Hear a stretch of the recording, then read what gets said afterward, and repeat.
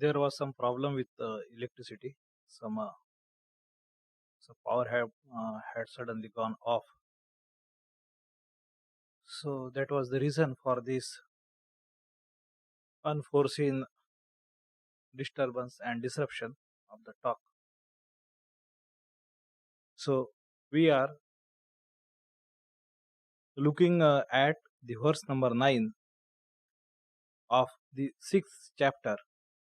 Suhrun mitrar yudasina madhyastha dveshya bandhushu. So Suhrun, the Hrit, so Hrit. So Hrit is heart and Su is so denotes goodness, good. So one who has good heart for you, so that is he or she is Sufrut. So the one who has no malice, no jealousy, no negative ideas, no negative emotions for you, he or she is Suhrut. So such a well-wisher, such a Suhrut who wishes good for you, he is Suhrut. Then Mitra, one who is friend, and then Udasinam, the one who is neither your enemy, neither your friend or Suhrit, who is, so to say, neutral person. And Udasinam, sorry, Mitra, Ari. Mitra and then Ari is enemy. So one is friend, one is foe, and another is neutral, neither friend, neither foe. Udasinam.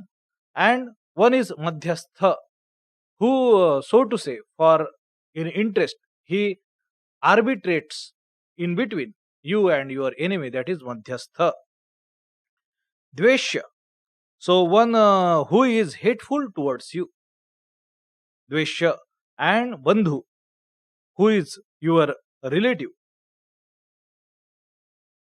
So among all these people, Suhrun, that is one well-wisher, a friend, and enemy, and the neutral person, the arbitrator, one who is hateful towards you, and another is Bandhu, the relative. So among all these people, and similarly among all these sadhushvapi cha papeshu. So and also towards the good people, and also the papeshu, one who indulges in papa karma or evil deeds, not the virtuous deeds but evil deeds. Sadhu shwapicha papeshu. Sadhu, one who is a person who abides by niti, ethics, and morality, and accordingly he treads the path of his life.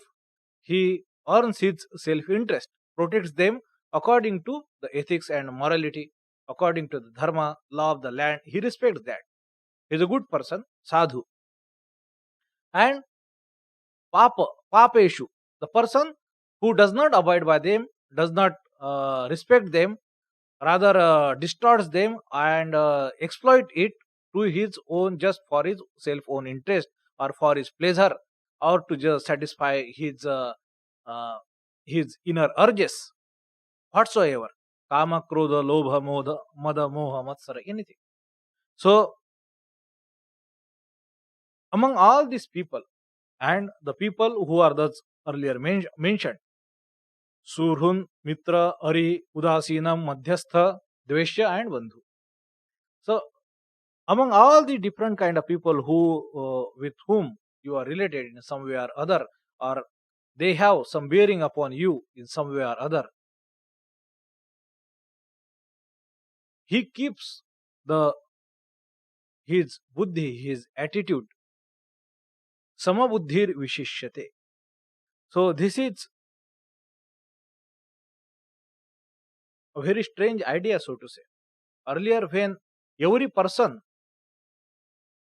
every kind of relation with one or other, one can have, so that is mentioned. So differentiation is cited That Surhun is there, Suhrut is there, Mitra is there, Ari is there, Madhyastha is there, Dvesha is there, Bandhu is there, a relative, friend, arbitrator, one who is hateful, and one who is your enemy, one who is your friend, one who is your well wisher, the good people and bad people. So differentiation is cited, but what is said? The one who has samabuddhi towards all these people, he is certainly great, vishishyate. He is something special. So this is a very difficult idea to live by, very difficult to understand indeed, if we see. But how to understand how it is possible when there is a differentiation, and how one person can have samabuddhi towards all people, even towards the foe, even towards the one who is hateful, even towards the one person who is arbitrator. You know, he can he is there on the behalf of, so to say, both parties, but he has his own interest. He will see, he will not hesitate to cheat you to get more dividend from the other party, madhyastha, not to be trusted. He is there to negotiate, certainly, but if you blindly depend upon him or her, so you might be at loss, madhyastha. So he might be a cunning person. Madhyastha is there, dvesha is there, relatives are there. They are some way, they are good. They are, many times they are not. They are dependent. They are, many are helpful, many are not. But with whom, from whom you cannot run away. They are there, your blood relatives. Then there is a friend. Then there are the well wishers, who are not as good as friend, but they always, they never harbor any ill feeling towards you. Friend is something more than that. So different kinds of people are there. There are sadhu people, good people are there, bad people are also there. And how this person, this yogi, have the samabuddhi towards them. This is the idea to contemplate. So what is his behavior? So the great secret of this mode of living, as Sri Ramakrishna puts it, Sri Ramakrishna, the Gospel of Sri Ramakrishna, he explains it again and again, that both ideas, when the differentiation and equality, how they are reconciled, on what plane there is equality, equanimity of the mind, and what plane there is a differentiation. Sri Ramakrishna many times he gives many examples. Like, for example, it comes to my mind, he gives example of, in the context of different people, they need different path to reach to God according to their own constitution. To explain this point, Sri Ramakrishna gives an example of a mother who maybe the similar stuff she cooks for her different 3-4 children in 3-4 different ways according to what suits them and what they might like, which is something, maybe very hot and sour. So it might be suitable to some elder person, elder child. So it may not be for the youngest one. So, or somebody is sick, etc., etc. So mother's love, that is equal for all. There lies the equanimity. she is not biased. She is not trying to do someone good at the cost of others. She is not doing that. In her heart, there is only one idea: how all can be satisfied, they can be nourished, they can be well taken care of with whatever she have, whatever she has. But in the vyavahara, in the action, she acts differently. Prepare 4 different menus perhaps,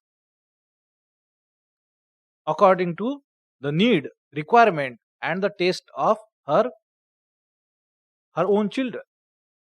So there lies the differentiation.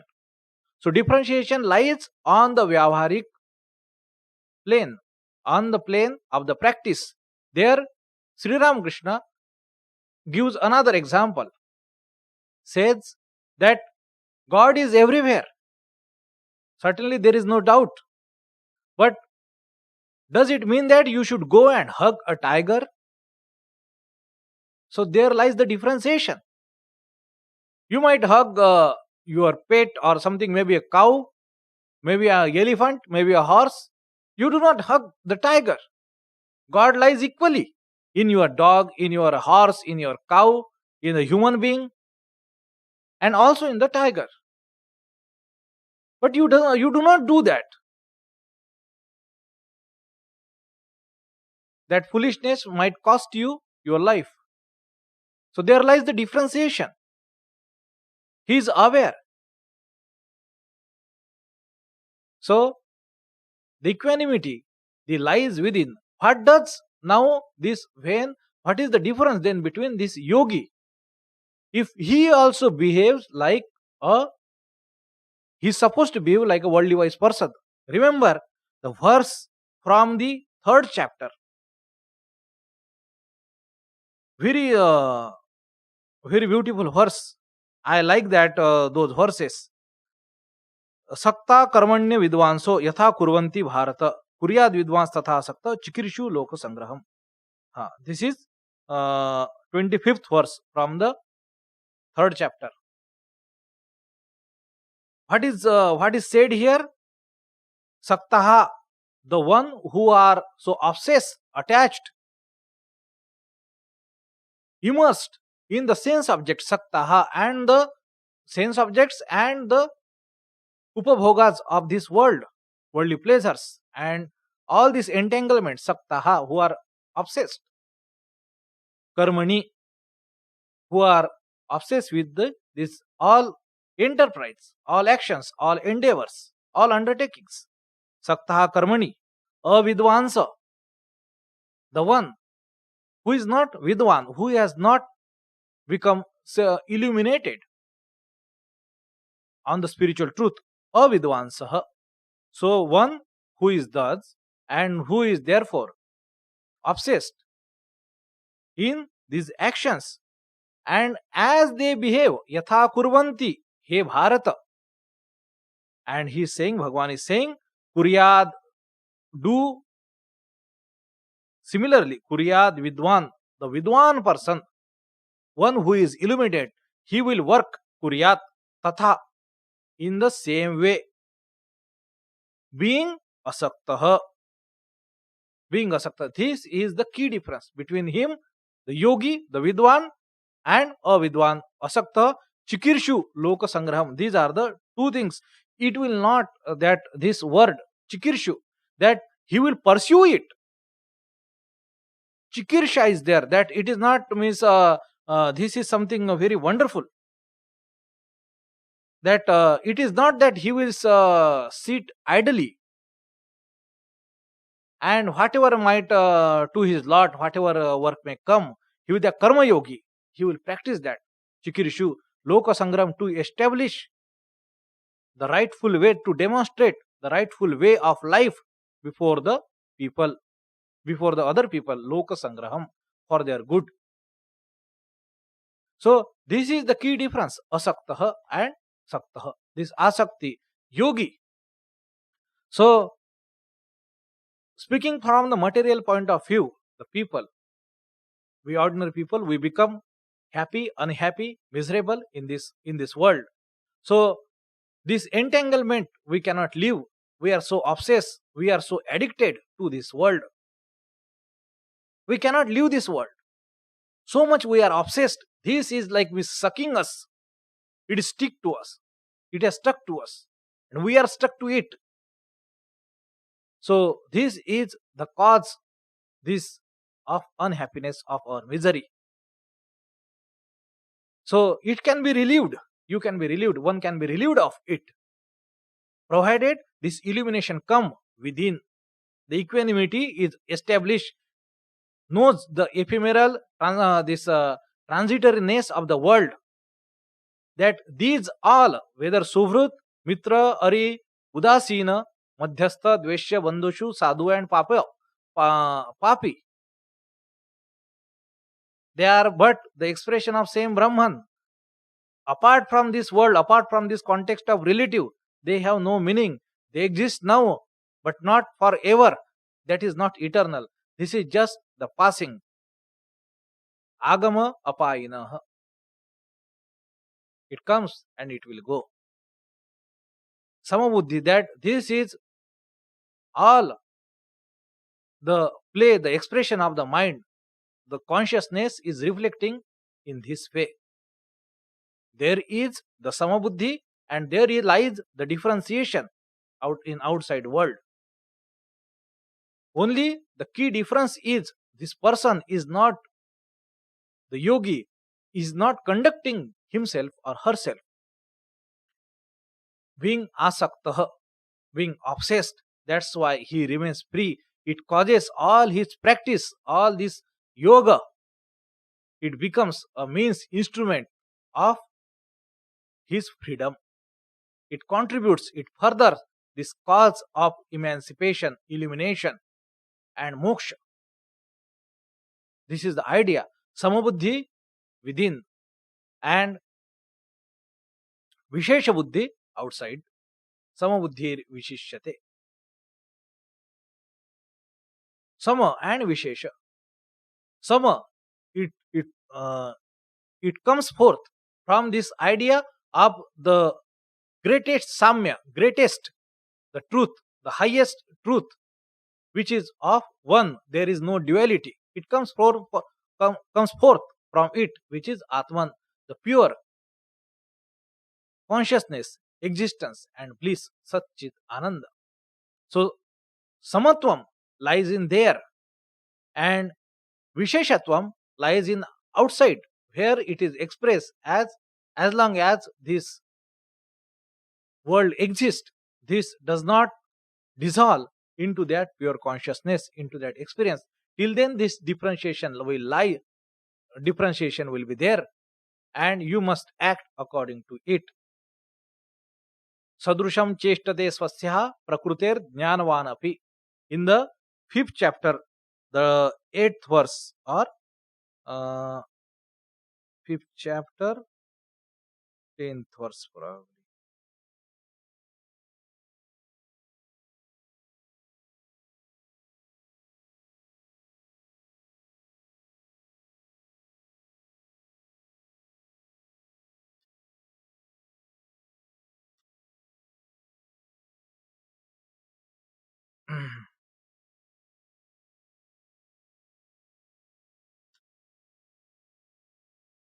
I'm not finding it.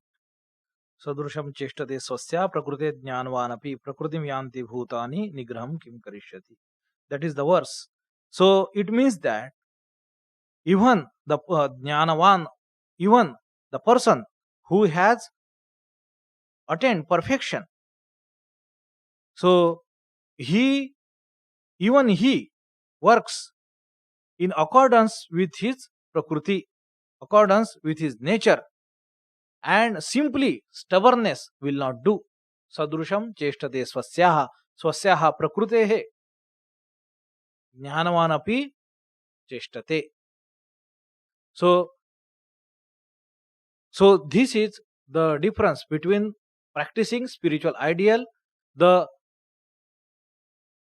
pinch of it, the hatred of it, the tiredness, the fatigue this world brings upon the discriminating soul, it will relieve him of that stress. That however these different experiences, good and bad, they are just part of this dream, and it will go away, it will pass, it will not persist, it will not stay forever. So this idea that practicing samabuddhi, that people they are bad, there may be or incidences, there are times they are bad, so it makes us very miserable. When the times are good, we forget everything, we go away, lose ourselves with those moments. But in both the cases, nothing is going to last forever. That is the idea. Only Atman alone abides. That is the truth. That everything, idam sarvam khalu idam brahma. That all this but indeed Brahman.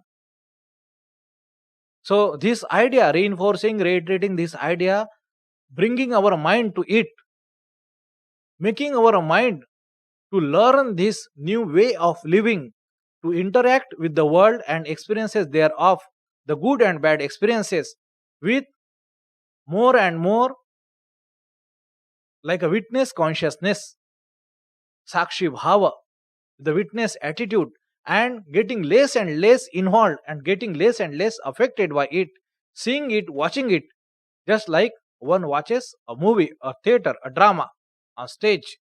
So it might, you see the experiences, you go through the experiences, but that's it. Miss, if it rains there in movie, you do not run out to your home to take out the cloth which you are put on the line to dry. You do not run, you see that, you are seeing that in movie. So you see that, you are, somebody is telling a story, it is a moving story, a good story, so there are instances, you go through these experiences, that is good, but you keep yourself aloof from it, that consciousness, do not you lose that consciousness, that you are separate from it, and that is to be again and again practice, that is sadhana.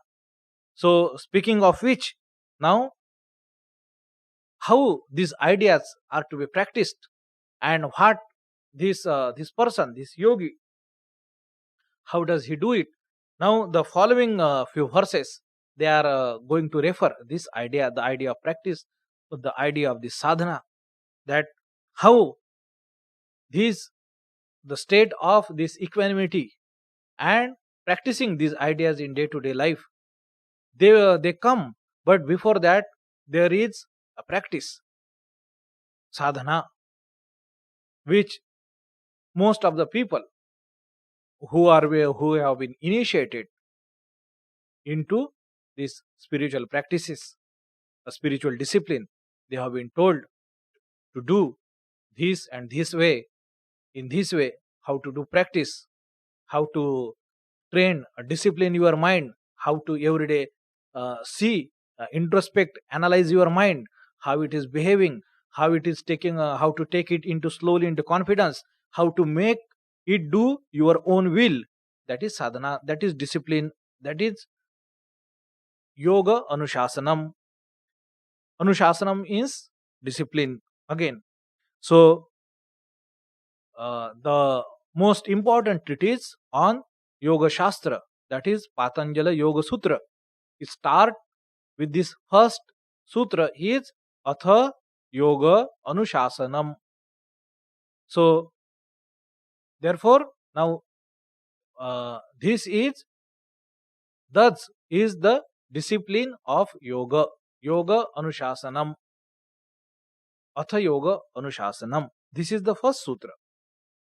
So anushasanam, the disciplining, is the very soul of the yoga. So how to do it? So this following verses, Bhagavan Sri Krishna is referring to these ideas. So such person who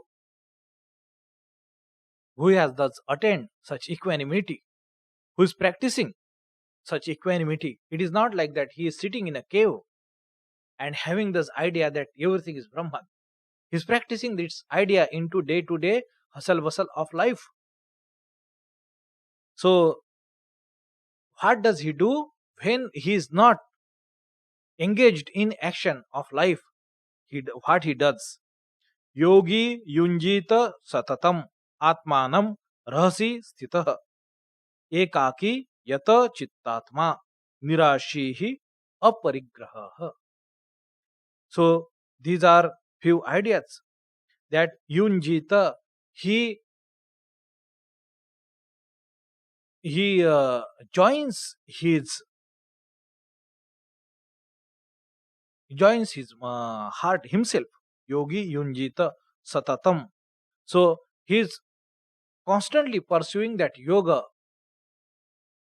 that what you say, that connecting. Yunjita is connecting. He is all the time trying to form that connection within that, within what? Within our own heart, and connection with what? With that the spirit, the truth. He is seeing, checking his mind again and again, whether it is glued into it, whether it is attached to the truth, or whether it has been scattered into the world.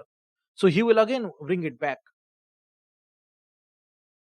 It must be connected to the source, the Atman, the consciousness within, this idea within. Yogi Yunjita Satatam. Satatam, constantly.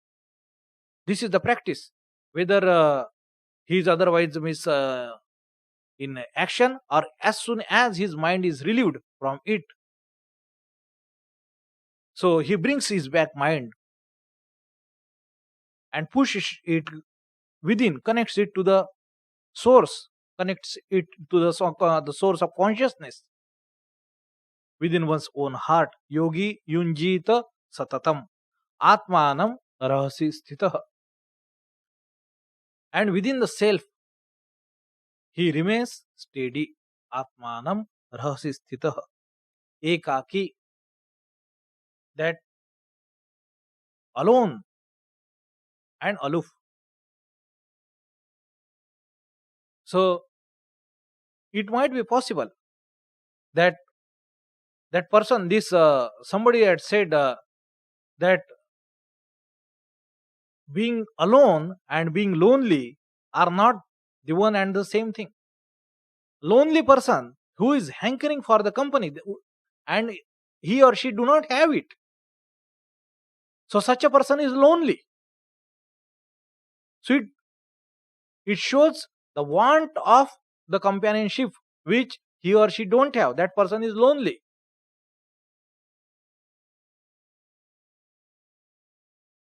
And the alone, the person is, he might be in the midst of others, in the relatives, in the friends, in the society, in the world, might be working, or alone with himself.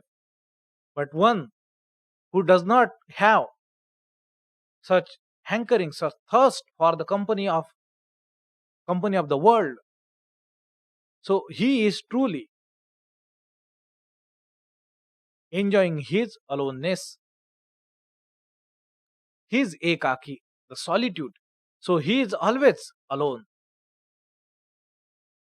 And this state of mind, because he is developing that all the time, he is developing that consciousness, trying to be present within the steady present, and within steady within the Atman, in the light of that consciousness within his own heart. He is always connected. Yogi Yunjita Satatam Atmanam Rahasi Sthitah Ekaki. So he is alone there. He is enjoying that aloneness, being connected to the Atman, to the source of consciousness, the consciousness within. And he has thus, how is it possible?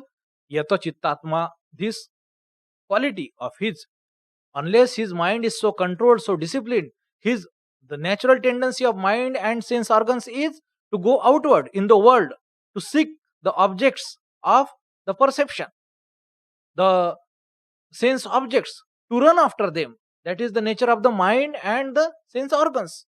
But they are well disciplined and they find now the pleasure, the contentment, and satisfaction within the self itself. Now they have developed the taste of the, the pleasure of your bliss, which is oozing like a fountain from your within your own heart, and that way as if it is open. So ekaki yato chittatma, and this person therefore nirashi, he does not have any hope, any asha, any expectation from the world. He is not looking towards the world for anything, for his comfort, for his luxury, for his any protection, or his even for survival. Now he has really glued in, hooked up. This addiction to the world has disappeared, and this now total immersive experience into the bliss of the Atman has started. Ekaki yatachit Atma. That's why Nirashi, this idea comes forth. Indeed, he is not looking towards the world for anything, contented, satisfied. So, earlier this idea was expressed again in the third chapter. So, uh, yastu atmarev uh, आत्मेव रतिरेव स्यात् आत्मतृप्तश्च मानवः आत्मन्येव च संतुष्टः तस्य कार्यं न विद्यते. This was the 70th verse. यस्तु आत्म रतिरेव स्यात् आत्मतृप्तश्च मानवः.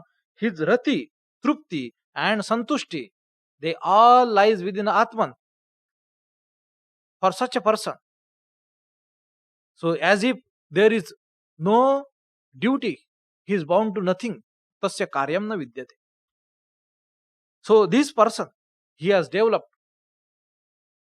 that complete, that nirasha. Swamiji at one place he had said that exactly, to put it, to use his own words, be perfectly hopeless. This was the verse. This was his words. These were his words. Be perfectly hopeless. That complete, that all asha pinning towards the pinning on this world for something or other, they are all wound up. They have been all turned within, and he seeks nothing but the bliss of the Atman, Atmananda, not Vishayananda.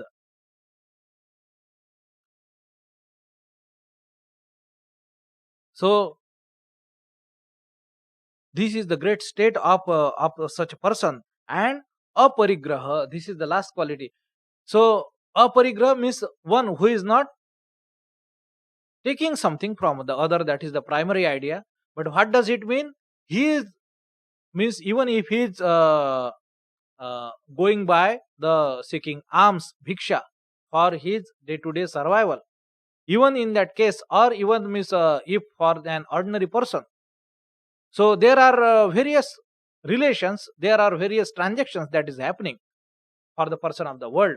The true aparigraha is who is not bound, who does not get burdened by the favors of others, who as much try to return whatsoever it comes to him. He is truly aparigrahi.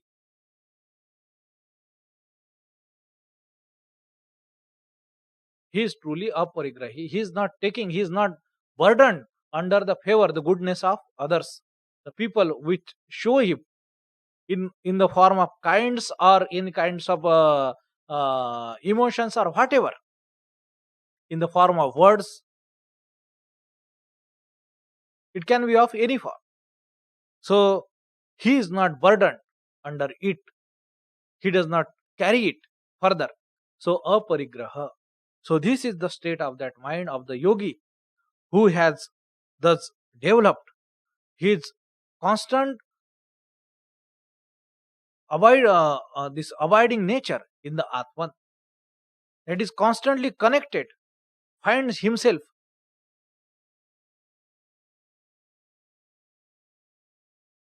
that flow of his the consciousness is as if lit up.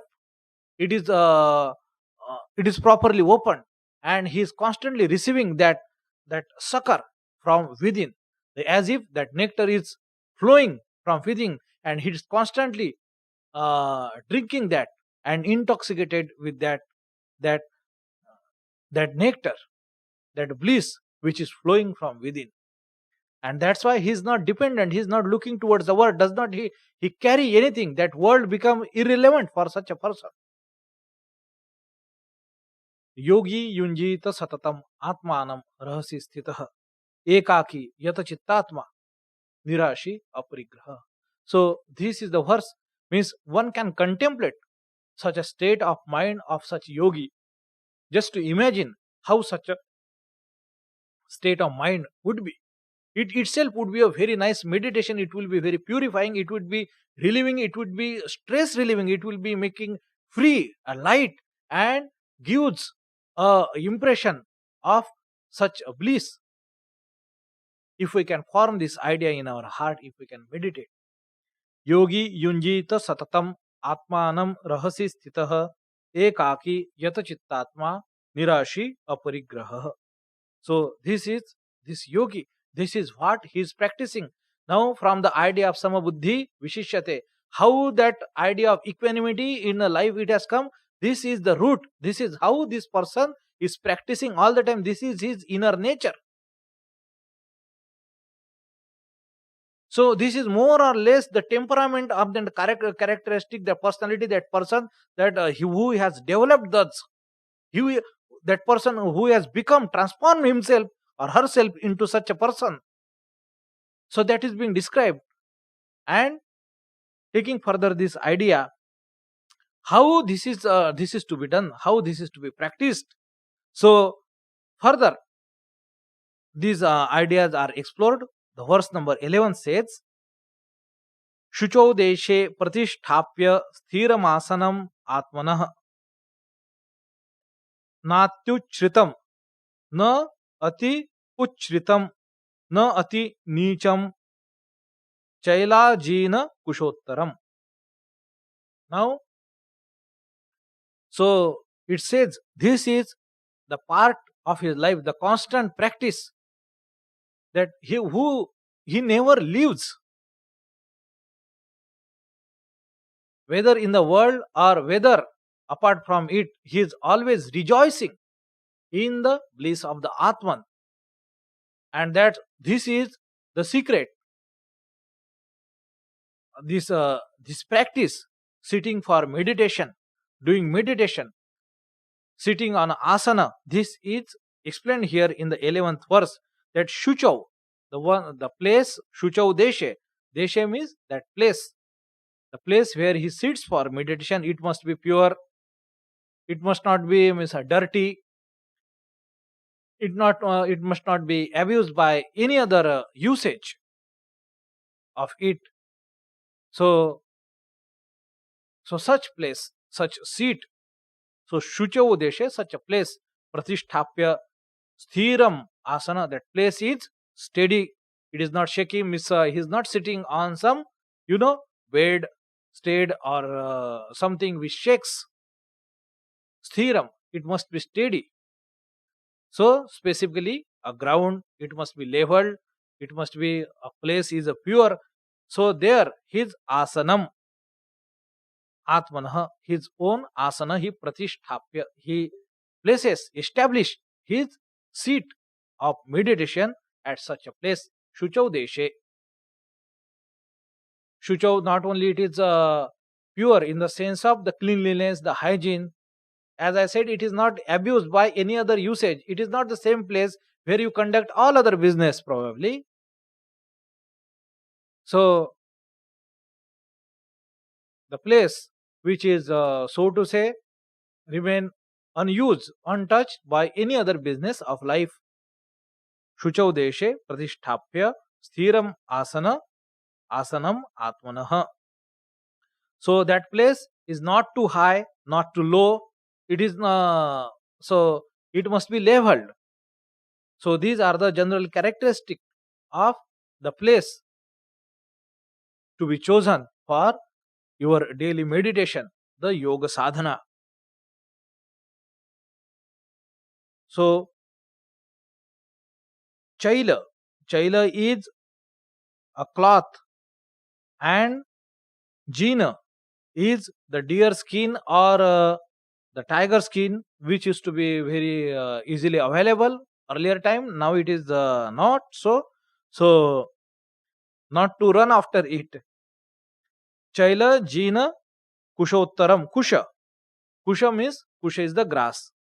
So first the kusha grass is uh, uh, you find that seeds made up of those thick grass, yellow grass, very readily available at many places. For many places, people where they buy this what you say puja articles. So at that places, small or big size, this kusha asana is available. So kusha asana, then there is a any skin, the deer skin or tiger skin, and then the piece of cloth, chaila. So these are in this way they are arranged in a consequation, and to sit, to make a seat like that. So this is the traditional way when Bhagwan is speaking these ideas. So at that time it was the most relevant way. But what I have heard and I have come to know uh, about asana, how to asana, which asana to be selected. So generally asana, which is the material which is hot in nature. What does hot means? Like wool, so to say, which is hot in nature, which is not cold. So such any stuff. So many time kambal is used very traditionally. Even today sadhus use kambal as their seat of meditation, where sadhu will get that kushasana, and all the time it would to carry it so many different articles, especially for the wandering monks. It becomes very difficult. So uh, thus goes the adage that kambal hi sadhu ka sambal. So with that one blanket, with that one kambal, he does all his that he sits for meditation. He also sleeps over it. He takes it for means cover himself and save himself for even from rain and what you say cold. So earlier, which were the naturally made wool, sheep's wool, that those blankets were there, they were so thick. So uh, even the rain would not penetrate unless it is too too much. So it will not easily absorb the rainwater. So it would even protect the sadhu from it. So it would take considerably long time, even if it is raining, for that sadhu to get wet under that blanket. So so these asanas, even the asanas made up of this kambal, this blanket, sheep wool, they are available everywhere, even on Amazon.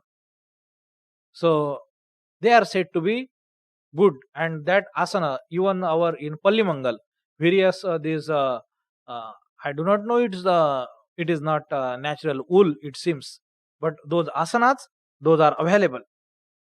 And so such asanas, they must be chosen, and they must be established, and one must practice daily. There is no point that you have become one has become so good that he does not need meditation. Totapuri Maharaj, the Sri Ramakrishna's master in Advaita Vedanta sadhana, even after attaining Nirvikalpa Samadhi and for so many years, 40 years after it, he was still practicing daily meditation. So there is never a point. So If you are not inclined towards it, that means something is not right. So this is the point to be remember. We will continue this idea what Bhagwan is saying further in the next class. So we will take the break here.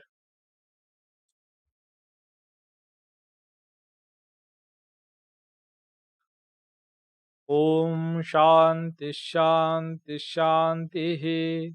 Hari Om Tat Sat. Shri Ramakrishna Arpanamastu.